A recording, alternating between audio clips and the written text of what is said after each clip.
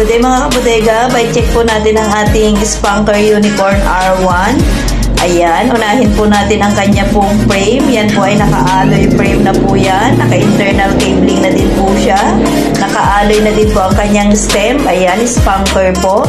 At ang kanya naman pong shifter. Ayan, naka-STI po yan na sensor reflex po. Ayan, naka 2x8 speed na din po yan. At ang kanya naman pong FD, ayan, naka-sensor reflex din po siya. At ang kanya naman pong RD, ayan po, naka-sensor reflex din po siya. At ang kanya naman pong bottom bracket, ayan po, naka-sealed bearing na din po. At ang kanya naman pong hubs, ayan, naka-quick release na din po.